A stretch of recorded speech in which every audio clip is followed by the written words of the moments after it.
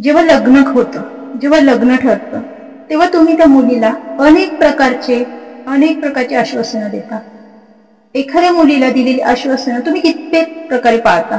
तुम्ही तुमचं कुटुंब हे खूप छान प्रकारे आहे, तुमचे आई वडील खूप समंजस आहे, तुमचं कुटुंब तुम्हाला समजून घेणार आहे, त्या मुलीला समजून घेणार आहे, अशा जी खोटी आश्वासनं तुम्ही त्या मुलीला देता. तर ही आश्वासनं तुम्हाला देण्याचा अधिकार कोणी दिला?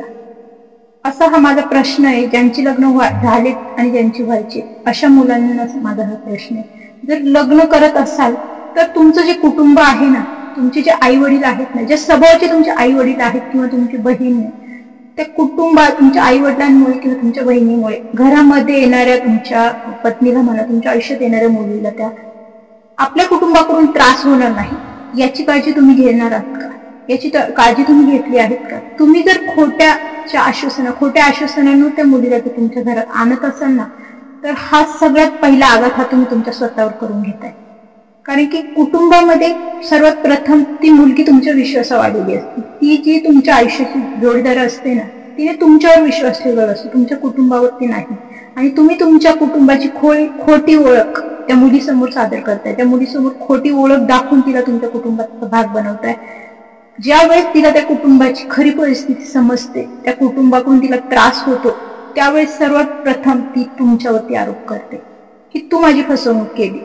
तुला तुझ्या कुटुंबाबद्दल, तुझ्या आई वडिलांबद्दल, बहिणीबद्दल, तुझ्या कुटुंबाकडून मला त्रास होणार आहे या गोष्टीची तुला कल्पना होती, तरी देखील तू मला खोटी आश्वासनं का दिली? मग तू या खोट्याच्या बळावरती जे नातं तू उभं केले, ते नातं कुठेतरी तिथूनच तुटायला सुरुवात होते. त्या नात्याची जी दोर असते ना, जी भक्कम होण्याआधीच कमजोर व्हायला लागते, तो म्हणजे तू तिची केलेली फसवणूक. यदा कदाचित तू जर तिला त्या गोष्टीची कल्पना दिली असते ना, की काही गोष्टी आहेत घरामध्ये, कदाचित तुला समजून घेतल्या जाणार नाही, कदाचित या गोष्टींना तुला विरोध होऊ शकतो, कदाचित तुझ्या व्यक्तिमत्वाचा माझ्या घरामध्ये लवकर स्वीकार केला जाणार नाही, तुला हव्या त्या गोष्टी तुझ्या मर्जीप्रमाणे जगता येणार नाही, किंवा माझ्या आई वडिलांची स्वतःची मतं लादण्याचा स्वभाव आहे, त्यामुळे कदाचित ते त्यांची मतं तुझ्यावर लादण्याचा प्रयत्न करतील. अशा ज्या निगेटिव्ह गोष्टी असतात, ज्या नकारात्मक गोष्टी असतात ना, या कदाचित या शब्दांनी तिला तुम्ही सावध करून ठेवलं जर असतं ना, तर कदाचित या गोष्टी होऊ शकतात. तर कदाचित या गोष्टी ती एक्सेप्ट देखील करू शकली असती किंवा एक्सेप्ट देखील करेल. कारण की तिला या गोष्टीची तू कल्पना आधी दिलेली. ज्या वेळेस तिला या गोष्टींचा त्रास होतो ना, ज्यावेळेस तिला या गोष्टी त्रास दिला जातो या गोष्टींचा, त्यावेळेस ती तुझ्या दिलेल्या कदाचित या गोष्टी होऊ शकतात. तुझे दिलेले ते शब्द, तू दिलेली ते आश्वासन किंवा तू तिच्याशी केलेली ती वाच्यता तिला आठवते. मग ती कुठेतरी या गोष्टीची तयारी ठेवलेली तिने असते की बाबा मला या गोष्टीची कल्पना दिली होती, मला माझ्या जोडीदाराने मला या गोष्टीची कल्पना दिली होती की कदाचित या गोष्टी होऊ शकतात. मग जर हे असे आहेत तर मला कुठेतरी या गोष्टींकडे दुर्लक्ष करायचंय. नक्कीच मला त्याला या गोष्टीची कल्पना आहे. तिच्यासाठी महत्वाचा मुद्दा काय हा इथेच, की आपले आई वडील चुकीचे आहेत किंवा आपले आई वडील चुकीचे वागू शकतात याची कल्पना मला त्यांनी दिली आहे, माझ्या नवऱ्याने मला या गोष्टीची कल्पना दिली आहे. ही गोष्ट त्या मुलीसाठी खूप महत्वाची असते की आपले आई वडील चुकीचे वागू शकतात, आपले आई वडील समोरच्यावर निर्णय लादू शकतात, एखाद्यावरती समोरच्या व्यक्तीवर बंधन घालू शकतात. या सगळ्या गोष्टीची कल्पना मला माझ्या नवऱ्याने दिली. म्हणजे अर्थात काय, ते कसे आहेत, ते चुकीचे वागू शकतात हे माझ्या जोडीदारांनी मान्य केलंय आणि हे खूप मोठं समाधान त्या मुलीसाठी असतं. मग कदाचित त्यांचा होणारा त्रास यापेक्षा तिच्या नवऱ्याने ती गोष्ट मान्य केली आहे हे समाधान तिच्यासाठी खूप महत्वाचं असतं. आणि इथेच मुलं चुका करतात की त्या मुलांना या गोष्टी लक्षातच येत नाही. या गोष्टी लक्षात येणं खूप गरजेचं असतं. अनेक आजही कुटुंब जे आपण म्हणतो ना, खूप प्रचंड प्रमाणात वादविवाद वाढले, नवरा बायको मध्ये हल्लीच्या खूप प्रचंड प्रमाणात वादविवाद होतात आणि त्याचं मूळ कारण म्हणजे घरातल्यांची वागणूक, कुटुंबाकडे होणारी वागणूक आणि त्यामध्ये त्यांना सहकार्य करणारा तो असतो जोडीदार, म्हणजे तो नवरा स्वतःच्या बायकोची बाजू समजून घ्यायलाच तयार नसतो. त्याला त्याचे आई वडील चुकीचे असताना ते योग्य आहेत, ते चुकलेच नाही हे सिद्ध करायचं असतं. त्याला त्याचं कुटुंब चुकीचं वागते हा अहंकार त्याला बाळगायचा असतो, की त्याला हे मान्यच करायचं नसतो की आपले आई वडील आपल्या बायकोशी चुकीचं वागले किंवा चुकीचं वागतायत, हे त्याला मान्यच करायचं नसतं. याचा कुठेतरी त्याला कमीपणा वाटतो, तो कमीपणा त्याला घ्यायचा नसतो. मग यामुळे काय होतं की ती स्त्री अजून अग्रेसिव्ह होते, अजून त्रासदायक होते आणि कुठेतरी याचा परिणाम हा त्या नवरा बायकोच्याच नात्यावर होतो आणि हे त्याच्या लक्षात येत नाही. जशी आपल्या आई वडिलांची वागण्याची एक जी बाजू असू शकते तशी तिची देखील एक बाजू असू शकते. तिला या गोष्टी समजून घ्यायच्या की नाही हा नंतरचा मुद्दा आहे.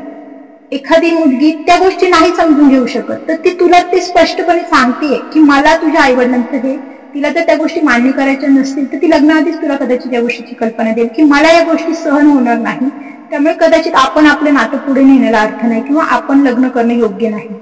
पण तू जर खोट्याच्या बळावरती तुझं नातं उभं करते आणि लग्नानंतर जेव्हा तिला या गोष्टींचा त्रास होतो तेव्हा तू कुठेतरी तिच्या या बोलण्याकडे दुर्लक्ष करतोय.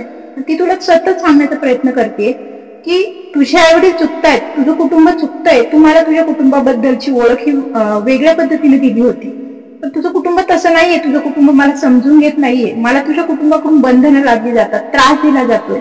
तर याच्यावरती कुठेतरी तू स्वतः बोल, व्यक्त हो किंवा तू यावरती काहीतरी मार्ग काढ. कदाचित परिस्थिती बदलू शकते. पण अशा वेळेस त्या मुलाला गप्प राहायचं असतं. अशा वेळेस तो स्वतः बायकोच्या बाजूने स्टँड न घेता गप्प राहतो. मग अशा वेळेस त्या मुलीची जी कंडिशन होते, जी मनस्थिती होते की ह्याने मला चुकीच्या पद्धतीनं त्याचं कुटुंब माझ्या समोर उभं केलं आणि आज जेव्हा मला कुटुंबात त्रास होतो तेव्हा ह्याला काही व्यक्तच व्हायचं नाहीये, याला काही बोलायचंच नाहीये. मग अशा वेळेस त्या नवऱ्याबद्दलचा आदर म्हणायचा, त्या नवऱ्याबद्दलचा जो विश्वास असतो तो तिच्याकडून कुठेतरी डगमगतो, संपतो. मग तिला कुठेतरी एकटं वाटायला लागतं की ज्याच्या आधारावर, ज्याच्या बळावर आपण या घरामध्ये आहोत, आपलं आयुष्य आपण ज्याच्या आधारावर या घरामध्ये काढणार आहोत, ती व्यक्तीचाच आपल्या किंवा आपल्या पाठशी उभी नाहीये, आपल्याला पाठिंबा द्यायला तयार नाहीये, आपल्या होणाऱ्या त्रासाला कुठेतरी कमी करायला किंवा थांबवायला तयार नाहीये. तर अशा या मुलांना मग स्वतःच्या पायावर धोंडा मारून गेलं म्हणतो, स्वतःच्या पायावर कुऱ्हाड मारणं, तो हा प्रकार होतो. आणि मग अशा मुलांना कधीच त्या मुलीची बाजू मान्य करायची नसते. त्यांच्यासाठी फक्त लग्न होऊन गेलंय ही गोष्ट अगदी सहज असते, पण फक्त लग्न होणं म्हणजे आयुष्यकडीला जाणं किंवा नातं निभावणं. मग अशा लोकांसाठी, अशा मुलांसाठी काय असतं माहिती, फक्त समाजासाठी माझं लग्न झालंय आता व्हायचं ते होऊ दे, काही घेणं देणं नसतं त्यांना. घरात काही कितीही वादविवाद होऊ दे, नवरा बायकोचं नातं कितीही तुटलेलं असू दे, ती आयुष्यात येणारी त्याची ती बायको असते, ती कितीही चिडचिडी असू दे, चिडचिडी होऊ दे, तिला होणारा त्रास, मानसिक त्रास, याकडे त्याला दुर्लक्ष करायचं असतं. का तर त्याला ती सिच्युएशन समजून घ्यायची नसते, त्या परिस्थितीला कुठेतरी तोंडच द्यायचं नसतं. त्याला फक्त समाजासाठी लग्न झालंय हे दाखवून तो मोकळा झालेला असतो. अशी अनेक मुलं आहेत आजच्या ह्या पिढीमध्ये, 2025च्या काळामध्ये अशी अनेक मुलं आहेत की त्यांना फक्त लग्न झाले समाजासाठी, बास माझ्यासाठी ते खूप आहे, हा मोठेपणे घेऊन जगामध्ये मिरवायचं असतं.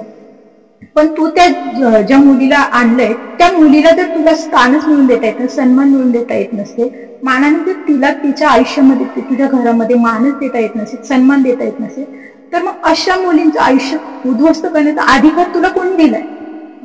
हा अधिकार तुला कोणी दिलेला नसतं आणि तू अधिकाराने, मोठ्या अहंकाराने किंवा स्वाभिमानाने स्वतःला का दाखवतो की तुझं लग्न झालंय, आता तुझं कुटुंब तयार झालंय. तुझ्या कुटुंब तू सुखी ते केलंय का? तुझ्या आई वडिलांच्या होणाऱ्या चुका तुला दोन्ही बाजू समजून घेणं किती गरजेचं आहे याचा कधी तू विचार केला का? याचा विचार खरंच तू लग्नाआधीच करायला हवा की कुटुंब जर तुझं चुकीच्या पद्धतीने वागणारं असेल तर या गोष्टीची तयारी आधीच करायला हवी की आपल्या जीवनामध्ये येणाऱ्या जोडीदारासाठी आपल्याला स्टँड घेणे.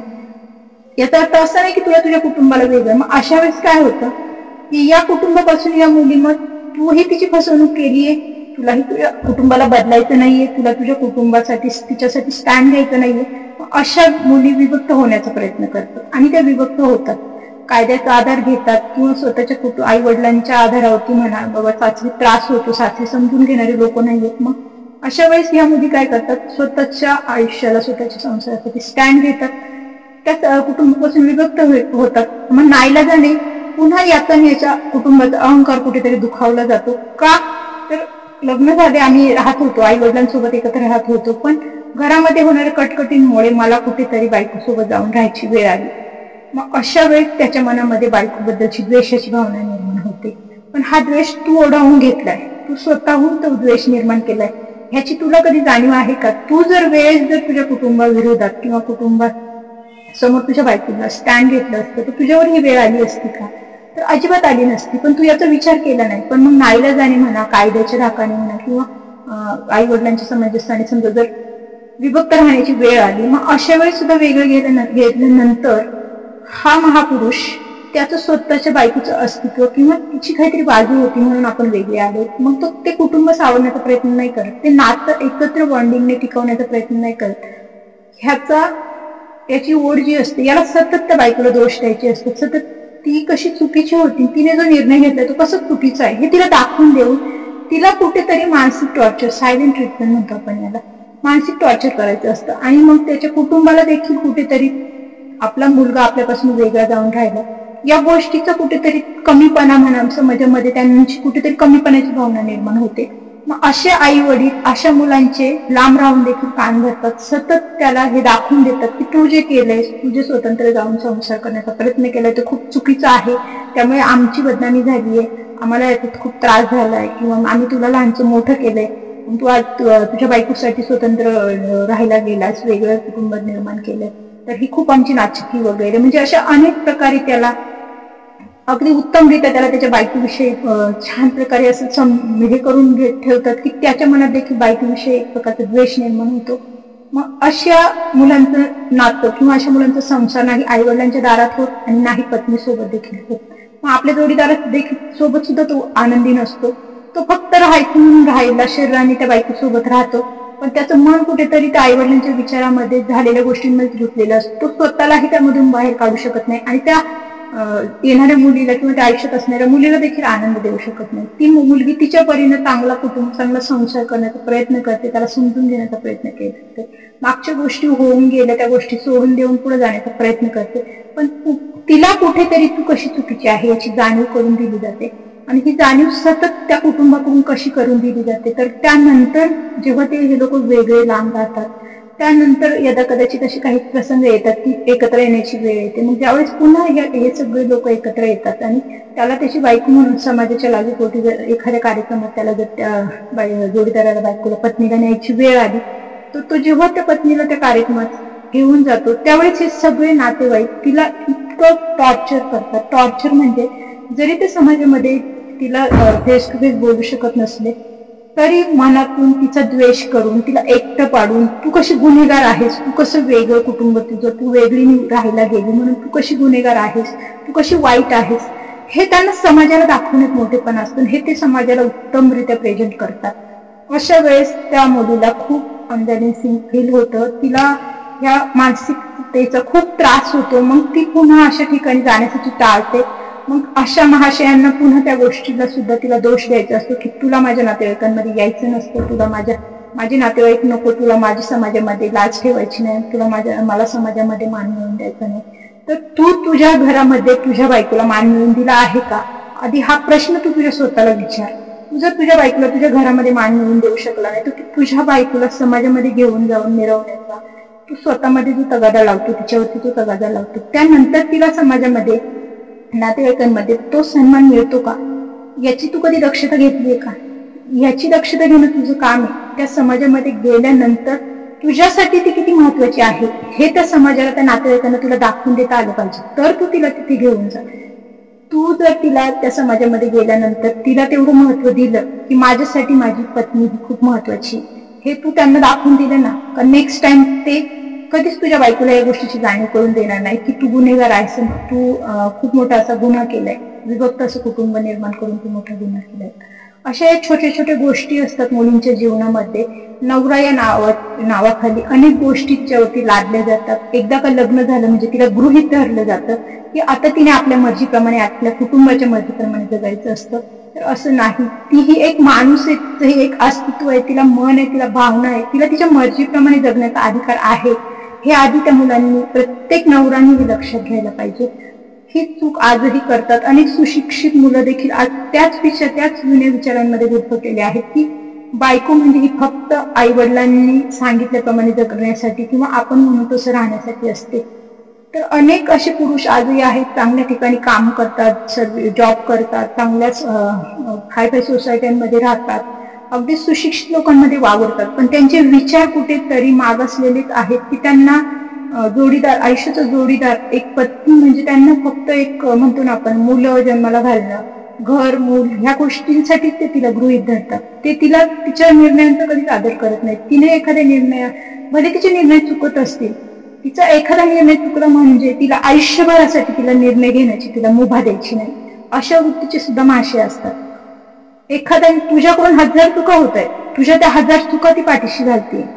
मग तिच्याकडून एखादी नकळतपणे होणारी चूक, त्या चुकेला तू इतक्या प्रचंड प्रमाणात तिच्यावरती तू तिला दोष प्रत्यारोप करतो की तिला आयुष्यभरासाठी तू पुन्हा उभारी देऊ शकत नाही, प्रोत्साहन देऊ शकत नाही. झालं ते घडलं, घडून गेलं, पण तू तुझं व्यक्तिमत्व सोडू नको. हा आत्मविश्वास तू तिला द्यायला हवा की तिचा आत्मविश्वास तुझं ती खच्चीकरण करतोय. कुठेतरी अशा व्यक्त्या स्त्रीच्या आत्मविश्वासात खच्चीकरण करतात. एखाद्या स्त्रीमध्ये कॉन्फिडन्स असेल तर तिचा तो कॉन्फिडन्स लो करण्याचा प्रयत्न करतात. एखादी स्त्री नवऱ्यापेक्षा उत्तम हुशार असू शकते, उत्तमरित्या कुटुंब सांभाळू शकते, फक्त तिचं कमाईचं साधन हे शून्य असतं आणि ह्याचं कमाईचं साधन हे घर चालवण्यासाठी त्याचं कमाईचं साधन असतं. तो स्वतः कमवत असतो म्हणून कुठेतरी तो श्रेष्ठ ठरतो, असा त्याचा भ्रम असतो. खरं तर त्याच्यापेक्षा उत्तमरित्या ती एक चांगली गृहिणी पण असते, चांगली सल्लागार असते, उत्तमरित्या कुटुंबाचं जे नियोजन असतं ते नियोजन देखील ती चांगल्या प्रकारे करू शकते, फायनान्स देखील चांगल्या प्रकारे मार्गी लागू शकते, भले तीच कमवणारी नसू. अशा स्त्रियांना देखील हे महापुरुष कमी लेखतात. तर अशा या स्त्रियांना या पुरुषांना ओळखता आलं पाहिजे. तुझ्यामध्ये फक्त कमाईचं साधन म्हणून तू आहेस, पण तुझ्या त्या साधनाला, तुझ्या त्या कमाईला योग्यरित्या मार्गदर्शन, योग्यरित्या नियोजनबद्ध लावण्याचं काम जर ती करत असेल तर तिची हुशारी नक्कीच तुझ्यापेक्षा ग्रेट आहे, हे तुला समजायला हवं आणि त्याचा तू नक्कीच आदर करायला हवं. ती कमवत नाही म्हणून तिची किंमत कुठेतरी शून्य असं जर तू समजत असेल तर ही खूप मोठी चूक तू करतोय. कुटुंब, नवरा बायको हे नातं खूप महत्वाचं आहे. एकमेकाला समजून घेणं खूप महत्वाचं आहे. मी जितका महत्वाचा आहे, मी कमवतोय तितका महत्वाचा आहे, तितकीच तू देखील घरासाठी महत्वाची आहे. तू जे घरासाठी करते, मुलांसाठी करते, आज उत्तमरित्या कुटुंब सांभाळते, आपल्या कुटुंबाचं उत्तमरित्या नियोजन जर तू करू शकतेस, मला चुकीच्या गोष्टींपासून तू मला अडवू शकतेस. स्त्री ही पुरुषांना अनेकदा चुकीच्या गोष्टींपासून अडवते. मग ती कोणताही जो मार्ग सापडेल त्या मार्गाने तू तिला जो मार्ग योग्य वाटेल, मग कधी कधी तिला त्यासाठी वाईट पावलं देखील उचलावं लागतात. आपला नवरा वाईट दिशेने जाऊ नये, वाईट मार्गाला जाऊ नये यासाठी अनेक स्त्रिया या नवऱ्यांशी वाईट पद्धतीने वागतात. पण याचा अर्थ असा नाही की मग ती स्त्री कुठेतरी वाईट आहे, पण हे नवरे महाशय तिला बदनाम करतात की ती असंच वागते. पण तुझ्या कुठेतरी चुकीच्या गोष्टींना आळा घालण्यासाठी तिथे वाईट वागली, हे लक्षात घे. तुझ्या या चुकीच्या गोष्टींना सावरण्यासाठी ती तुझ्याशी वाईट वागली, यात तिचा स्वार्थ नाही, तिच्या एकटीचा स्वार्थ नाहीये. आज तू टिकलास तर ती तुझ्या कुटुंबाला सावरू शकणार हे तिला माहिती आहे. आणि तुझं कुटुंब म्हणजे ती आणि तिच्या सोबत असणारी तुझी मुलं, याचा आधी तू विचार करायला हवा. ती त्या मुलांसाठी, तुझ्यासाठी तिचं आयुष्य झिजवत असते आणि तिच्या मतांचा आदर करणं हे तुझं पहिलं, तुझी प्रायोरिटी असायला हवी. हे ज्या मुलांना समजलं, ज्या नवऱ्यांना समजलं ना, त्यांचे संसार खरंच उत्तम होतात. पण अनेक असे महापुरुष आजही आहेत की त्यांनी फक्त स्त्रियांना गृहीत धरले. स्त्री आजारी पडली, बायको आजारी जरी असेल ना तरी अनेक असे महापुरुष आज असे आहेत की ते तिला समजून घेऊ शकत नाही, घरातली 2 भांडे घासू शकत नाही, घराला झाडू मारू शकत नाही, घरामध्ये कुठल्याही प्रकारचं हा इगो, मेल इगो म्हणतो आपण, हा मेल इगो आज 80-90% लोकांमध्ये आजही आहेत. फक्त 10% लोक अशी असतील की ते आपल्या बायकांना समजून घेत असतील. अशा परिस्थितीमध्ये एखादी स्त्री तापाने फणफणत असेल, एखादी बायको, तरी देखील तिला त्या सिच्युएशन मध्ये ती बेसिनमध्ये पडलेली भांडे घासावीच लागतात. घरी राहणाऱ्या स्त्रीची ही सिच्युएशन आहे. अर्थात बाहेर कमावणारी स्त्री असेल तर ती कोणीतरी मदतनीस म्हणा, कामवाली बाई अफोर्ड करू शकते, ती ठेवून ती त्या सिच्युएशनला हँडल करू शकते. पण जी स्त्री बाहेर जात नाही, कमवत नाही, जी गृहिणी आहे, तिच्यासाठी ते करणं तिला समजून घेतलं जात नाही. मग असे हे पुरुषांच्या डोळ्यासमोर तिचं ते होणारा त्रास, तिचं ते आजारपण दिसत असताना देखील तिच्याकडे तिला गृहीत धरलं जातं की हे काम तुझंच आहे, त्यामुळे तुला बरं आहे किंवा नाही याच्याशी मला घेणं देणं नाही, पण मी जर ते काम केलं तर माझा युगो, माझा पुरुष युगो कुठेतरी हर्ट होईल. त्याचा तो मेल युगो जपण्यासाठी मी भांडे घासली तर मला कुठेतरी कमीपणाची भावना माझ्यामध्ये निर्माण होईल की मी एक पुरुष असून मी भांडे घासतोय. तुला तिच्या त्रासापेक्षा, बायकोच्या होणाऱ्या त्रासापेक्षा, तिच्या आजारपणापेक्षा तुला तो तुझा मेल युगो महत्वाचा वाटतोय. मग अशा नात्यांना तुम्ही काय नाव द्याल? आजचा व्हिडिओ एवढाच. व्हिडिओ आवडला असेल तर व्हिडिओला लाईक करा, चॅनलवर नवीन असाल तर चॅनलला सबस्क्राईब करा. पुन्हा अशा एखाद्या विचारासोबत लवकरच भेटूया. तोपर्यंत धन्यवाद.